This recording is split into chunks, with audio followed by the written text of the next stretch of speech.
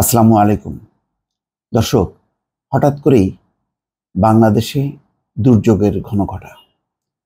আপনারা নিশ্চয়ই ইতিমধ্যে জেনেছেন যে দেশের ৮টি জেলা, দক্ষিণাঞ্চলের ৮টি জেলা তলিয়ে গেছে। কারণ কি?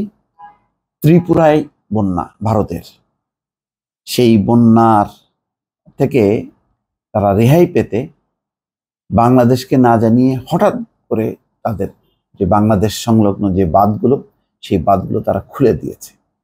খুলে দেওয়ার ফলে হু হু করে বিভিন্ন নদী এবং নিচু যে ঢাল, সেই ঢাল দিয়ে স্রোতের মতো পানি ঢুকছে বিপুল বেগে।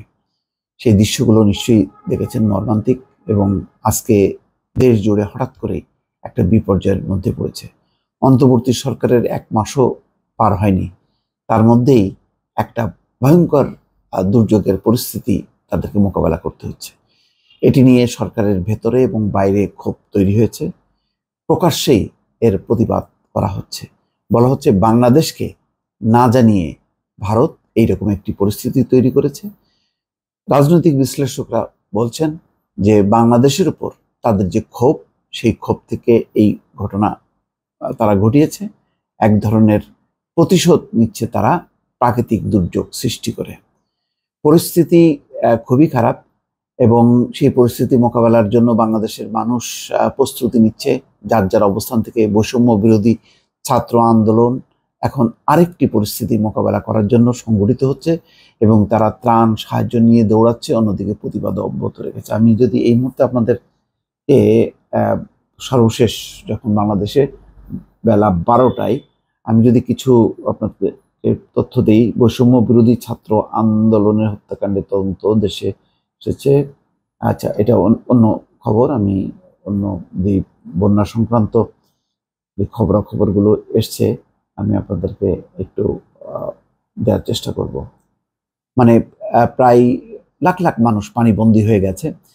সেখানে এখন বিভিন্ন ত্রাণ সহায়তা যাচ্ছে যার যার অবস্থান থেকে। তারা এখানে বলা হচ্ছে উজানে পানি বাড়তে পারে, নোয়াখালী, ফেনী, কুমিল্লা, খাগড়াছড়ি, সুনামগঞ্জ, মৌলভীবাজার, সিলেট, রাঙামাটি প্লাবিত। ফেনীর ফুলগাজী ও পরশুরামে পানিবন্দী লাখো মানুষ। ফুলগাজীতে একজনের মৃত্যু, পরশুরামে নিখোঁজ 1। ফেনীর পরশুরাম ও ফুলগাজীতে বন্যার্তদের উদ্ধারে কাজ করছে সেনাবাহিনী। ব্যবহৃত হচ্ছে স্পিডবোট ও হেলিকপ্টার। ফেনীতে বন্যা কবলিত এলাকায় জরুরি চিকিৎসা সেবা ও উদ্ধার সহায়তার কাজ করছে নৌবাহিনী। নৌবাহিনীও মাঠে নেমেছে। ফেনীর সীমান্ত এলাকায় বন্যা দুর্গত মানুষদের উদ্ধারে কাজ করছে বিজিবি। বন্যা দুর্গত এলাকায় ফায়ার স্টেশনগুলোকে আশ্রয় কেন্দ্র হিসেবে ব্যবহার করা যাবে বলছে ফায়ার সার্ভিস ও সিভিল ডিফেন্স। পরবর্তী নির্দেশ না দেওয়া পর্যন্ত পানি উন্নয়ন বোর্ডের পূর্বাঞ্চলের দপ্তরসমূহের সব কর্মকর্তা কর্মচারীর ছুটি বাতিল করেছে পানি সম্পদ মন্ত্রণালয়। ত্রিপুরায় পাহাড়ি ঢলে তলিয়ে গেছে আখাউড়া ইমিগ্রেশন চেকপোস্ট। পাসপোর্টধারী যাত্রী পারাপার বন্ধ। আখাউড়ার সীমান্তবর্তী কালিকাপুর গ্রামে বন্যার পানিতে ডুবে নারীর মৃত্যু। লক্ষ্মীপুরে 5 উপজেলার 4 লক্ষাধিক মানুষ পানিবন্দী, দুর্ভোগ চরমে। সিলেটে উজানের ঢলে কুশিয়ারা নদীর পানি সবকটি পয়েন্টে বিপদসীমার উপর দিয়ে প্রবাহিত হচ্ছে।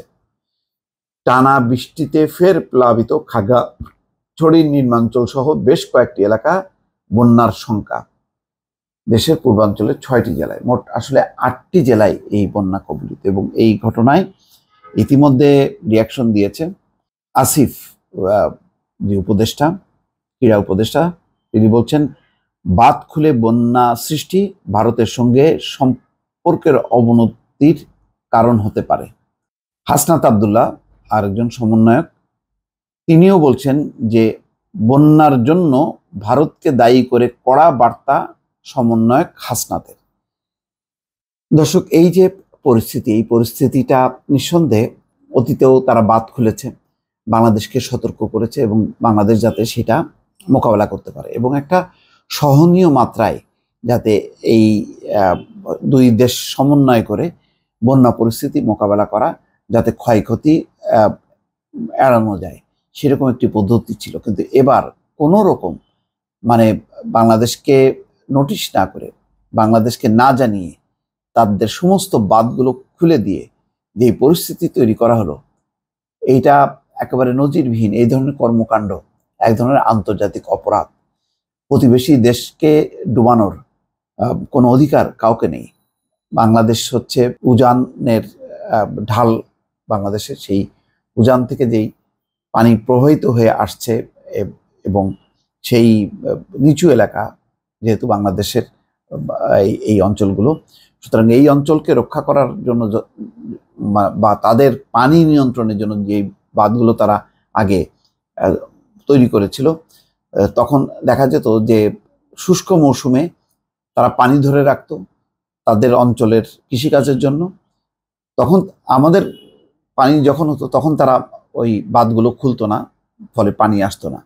আর যখন নাকি পানির সময়, বন্যার সময়, বর্ষার সময়, ওই সময় তারা খুলে দিচ্ছে। এর আগেও অতীতে করেছে, কিন্তু আগে এক ধরনের একটা সমন্বয় তারা করেছে, কিন্তু এখন আর এই সমন্বয়ের ধার ধারছে না, যার ফলে একটি অবর্ণনীয় পরিস্থিতি। নিশ্চয়ই আপনারা সেই কিছু কিছু দৃশ্য বা ছবিগুলো দেখেছেন, কি পরিমাণ দুর্যোগ পোহাচ্ছে। এটা কি শুধুই প্রাকৃতিক দুর্যোগ, নাকি এর পেছনে রাজনৈতিক কোনো কার্যকারণ আছে, সেটি এখন মুখ্য বিষয়। সেই কারণে বাংলাদেশের মানুষ এই মুহূর্তে অন্তত এই 8টি জেলা সহ দেশে বিদেশের সব মানুষের মধ্যে তীব্র ক্ষোভ তৈরি হয়েছে ভারতের বিরুদ্ধে। দর্শক, ভালো থাকবেন। আল্লাহ হাফেজ।